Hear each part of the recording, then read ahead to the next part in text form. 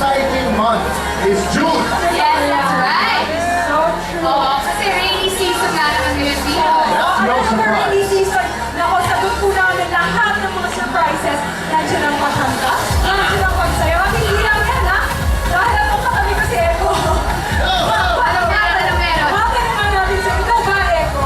Ano ba nga paborito mo gawin kapag rainy season aside from magpabasa sa ulan at magpahulog sa bisikleta? Ako ay sabihin sa TV, yung descending sagot, Like, gusto ko lang wala po, manood lang po ng TV, yun lang po. Manood ng TV, siyempre gusto ko makinig na acoustic music lahat. Pero every weekend kapag umuulan, ang gusto kong gawin, tumambay sa bahay at manood ng X Factor!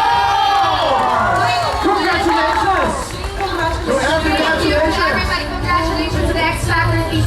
Tuwing rainy season, X Factor yung pinapanood. Thank you kami lahat ng pilot, guys. Sa mga kapamilya, thank you so much sa lahat ng supporter ninyo sa X Factor Philippines. Marami tayong mga contestants na talagang aabangan, may iyakan, may tawanan, sobrang nakakatuwa, at marami pang surprises. Now, si Casey, at we have, I feel, ito lang, we have the best host.